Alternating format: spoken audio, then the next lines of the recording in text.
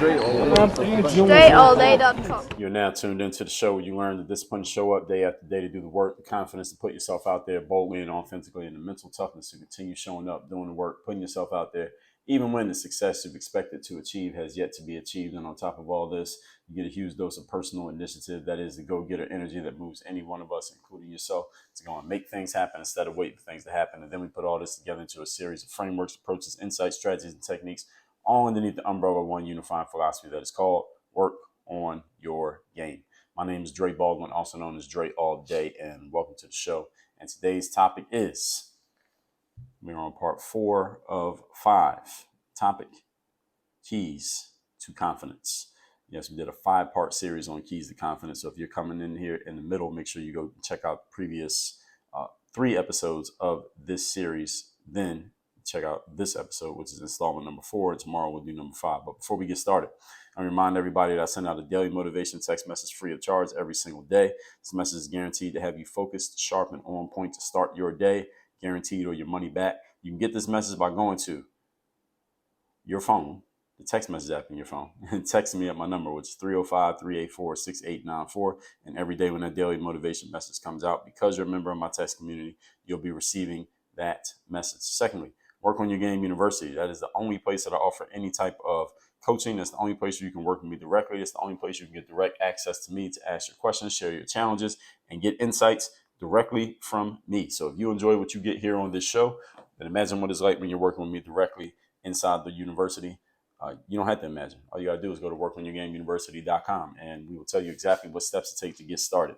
Again, that's workonyourgameuniversity.com. That and the link and the number to my daily motivation text are both down below in the description to wherever you are consuming this. Now, let's get right into this episode, which is, again, part 4 or 5. We're talking the keys to confidence. If you didn't hear my intro explaining why we're talking about this, go back to part 1 of this series 3 episodes ago where I explain it. Let's get right into it. We're picking up on point number 10, which is stepping out of your comfort zone.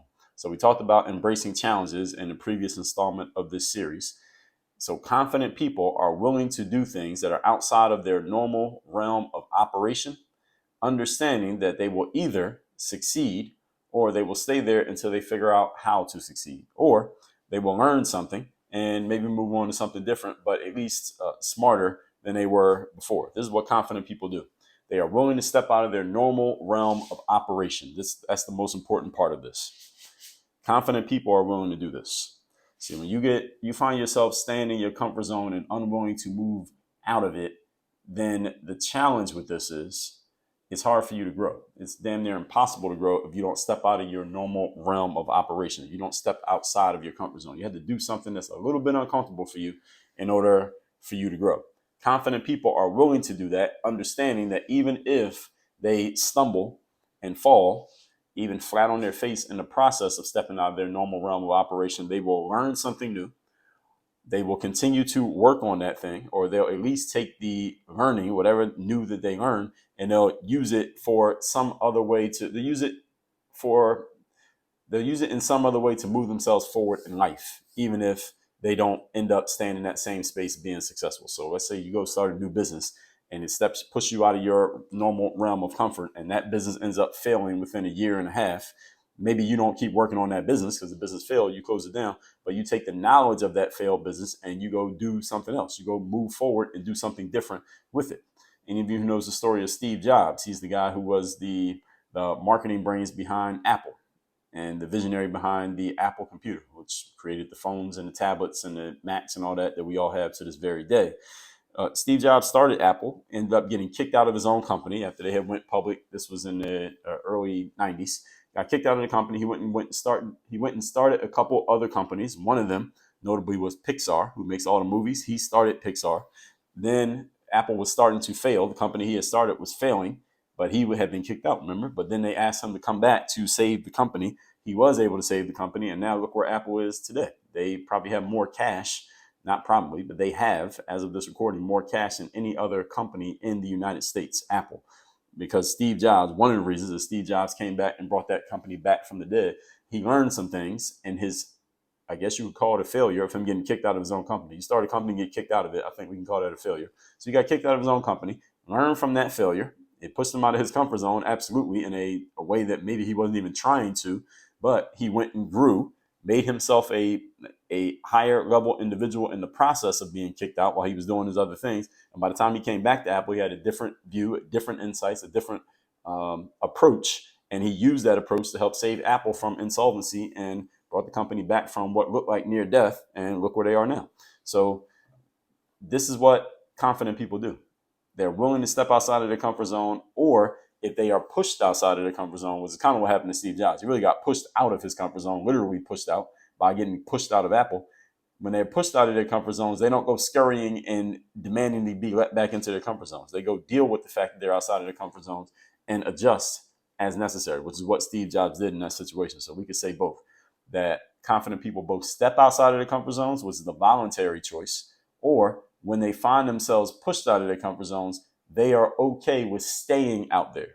Everybody got what I'm saying here? So all of you who's listening to this, when's the last time you voluntarily stepped outside of your comfort zone? That's one question. Here's the other question. The last time that you were pushed out of your comfort zone, something happened that left you standing outside of your comfort zone and you weren't even expecting it to happen. What did you do? Did you fight to get back into your comfort zone, or did you figure out, hey, let me see what I can do now that I'm outside of my comfort zone? Let me see, what is it like out here? Maybe it's better than where I was before.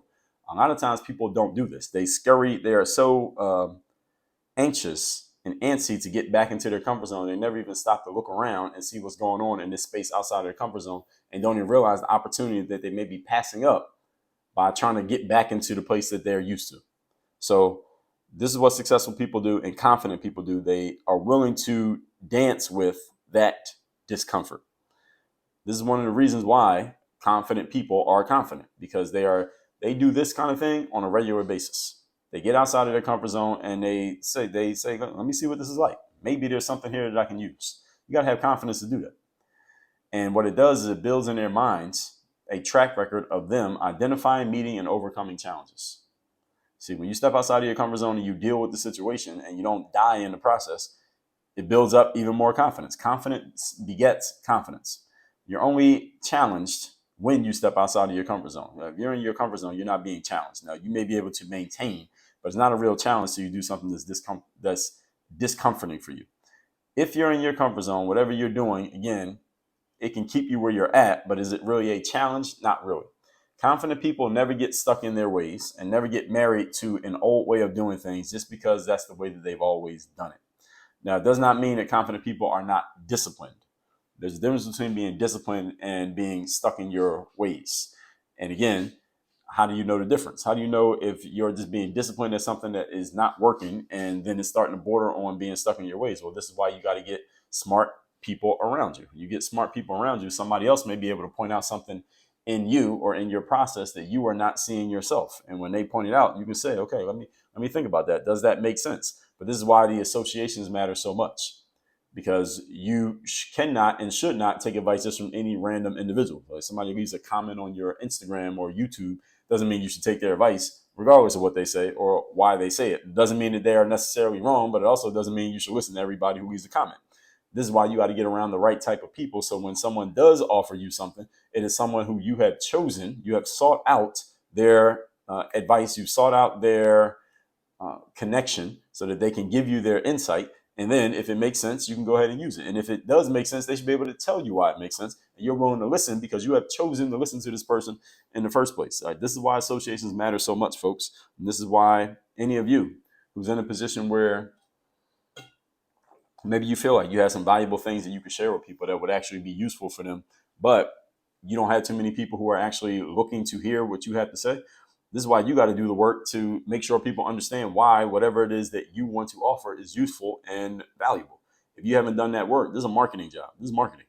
If you haven't done that work to make your knowledge, your insights, or your information marketable and valuable to other people, to make people understand why it's valuable, then you only have yourself to blame because you haven't done that job. And that is part of the job, folks. If you believe you have the best knowledge out there, but nobody knows it and nobody's asking for it, then that means you have shirked on your responsibility of actually proving your value. It's one thing to have value, it's another thing to prove it. So confident people never get stuck in their ways because they have people around them who they have chosen voluntarily who they want, hey, tell me what I'm doing here. Tell me what I'm missing here. Tell me what I'm not seeing here. I was actually just messaging with a colleague of mine, colleague slash friend of mine, who is one of these type of people who, if I have a certain question on a certain area, I can go to this person and say, hey, what do you think about this in certain areas? Now, again, different people for different areas. This is why you got to have the right people around you. This is why big corporations have boards of directors. Why do they have a board of directors? Because they want a bunch of smart, and they have advisors as well. Why do they have these people? Because they're smart people who all know different things, but at a high level where they can go and say, okay, if I have a challenge, let me talk to this person. All right, I got a challenge in this area, let me talk to this person. This is why the president of the United States has a cabinet. What is the president's cabinet? The president's cabinet is basically a group of advisors. That's it. There are people who can advise the president, because the president can't take advice from all 330 million Americans who have something that they want to add. Everybody has their own 2 cents, right? Can't listen to everybody. He has a selected group of people who, when he needs advice, or she, if the president ever is a woman, needs advice on something, they can go to the cabinet, and the cabinet can tell them, hey, here's what it is. Here's what I think. Here's what I see. Here's what's happening. You need to have this in your life. It doesn't have to be as many people as the president has. It could be more. It could be fewer. But you need to have these people in place so that you're not running around just taking random advice from random people who you don't even know and maybe you don't want to hear from. So again, this is all work that you need to be doing, but I'm telling you exactly what the work is. And one of the best places to start with this is investing in yourself. And you do things like join coaching programs, go to conferences, go to masterminds, hire coaches. When you do these things, guess who you meet? Other high-level people who are thinking along the same lines. Moving on to number 11. Today's topic, once again, we are on part 4 of 5 keys to confidence. Number 11 is confident people celebrate their successes. Confident people are driven because they have goals, and they're always looking to move themselves forward, and the goals are telling them where to go next. Now, while at the same time they have these goals and always looking to move forward, that does not mean that a confident person does not take time to recognize and appreciate themselves for the successes that they have achieved. Even though they're already working on the next one, they can still appreciate the one that they have. So that an athlete can win the championship and they're already thinking about, how do I win next year's championship? Doesn't mean they don't stop and pause and celebrate the fact that they just won this championship. Now, everybody doesn't celebrate the same way. Some people go to Disney World. Some people go on a bender to Vegas and gamble and drink and party. Some people just want to go home and spend time with their kids. But successful people, confident people, take time to recognize and appreciate themselves in their own way for their accomplishments, while at the same time keeping one eye on, okay, how do I repeat this accomplishment? How do I get to the next accomplishment? What's the next thing I'm going to have to do moving on to the next level? Because successful people always have to have a goal in place. So once you reach the goal, that goal's done. Now you got to have a new one. So confident people are successful because they're always moving forward, but they also appreciate themselves. See, the difference with confident people when they achieve something is that they do not rest on their laurels when they are successful. Once they achieve something, they don't just stop working. All right, they already have one eye on the next thing, whatever that is, whether it's doing the same thing again, whether it's another level of it, or whether it's a whole different goal they're going to go after. They already have their eye on the next thing because they already finished this one. And then they get back to work mentally, if not physically, on the next goal and the next thing to be achieved. Now, so I will, for example, celebrate winning in athletic competition or hitting some business milestone. I will celebrate doing those things, and I recognize myself for them, but I don't stop all my work completely just because I got that thing done. So, for example, so far in 2023, one of my goals this year was to win a couple 10K foot races. I only ran in one 10K race so far this year.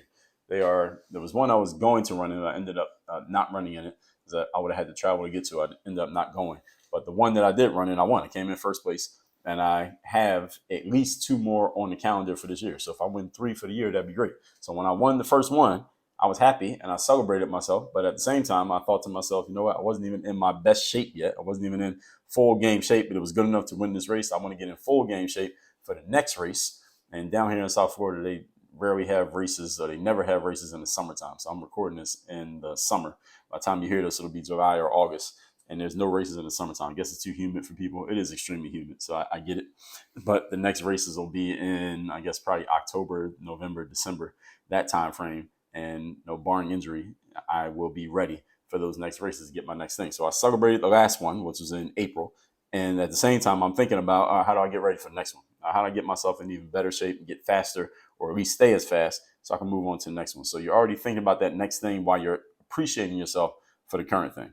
So reading in between the lines of this, you always want to have the next goal ready even while you're hitting the previous goal. Speaking of such, moving on to point number 12. We are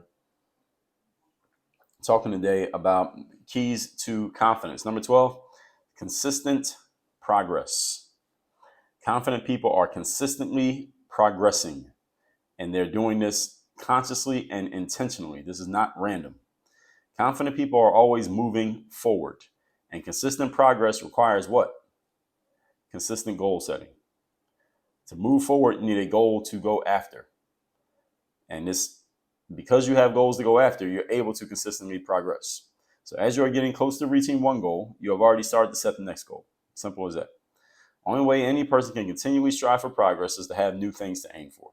Confident people are continually looking at and reminding themselves of their goals, setting new goals as they hit the old goals so that they can continue to move themselves forward. Because confident people understand the same way that everybody else understands that we only have a limited amount of time here on this planet. If we want to make ourselves matter, we want our names to be remembered, we want to make an impact on this world that lasts at least a little bit after we're gone. I mean, 100, 200 years after we're gone, almost all of us will be completely forgotten, but at least make it matter a little bit after we're gone, then we got to achieve things. We got to accomplish things. We got to get things done. We have to have live a life of purpose, whatever that happens to be for you. You choose what your goals are. Just have some goals. That's all I'm saying. So just because you reach one goal does not mean your work is done in life, unless you're about to die. But as long as you're alive, there should be new goals being set and new ways to move yourself forward. So why else would you be here taking up space if you're not trying to achieve anything? Because if you're not trying to achieve anything, get out the way. You're taking up oxygen. Confident people stay confident because they pay for their confidence membership, so to speak, by continually getting better. This is what confident people do. They have a confidence membership they keep paying for, again, by continually striving and moving themselves forward. I'll talk about this in episode 1475, how to maintain your confidence membership. So if you never heard me explain that metaphor, listen to episode 1475. And by the way, every episode in the history of this show you can listen to by going to workonyourgamepodcast.com. All that said, let's recap today's class, which is part 4 of 5. We are talking the keys to confidence. Number 10, stepping out of your comfort zone, or being okay with being pushed out of your comfort zone, not always scurrying back to the comfort zone. Connected to this point about embracing challenges that we talked about in the previous installment, confident people are willing to do things that are outside their normal realm of operation, or dance with the fact that they're outside their normal realm of operation, even if they did not plan on being there. They're okay with being there, and they look around and at least feel around to see what might be there that they could possibly benefit from. Number 11, celebrating success.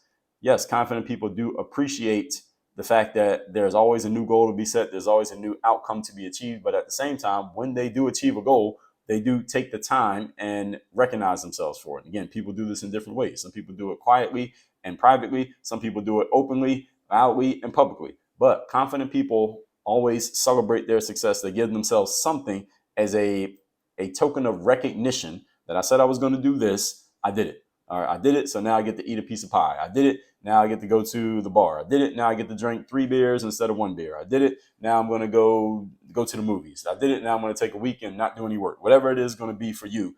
But confident people always have something that they do to celebrate and recognize themselves for their successes. And number 12, consistent progress.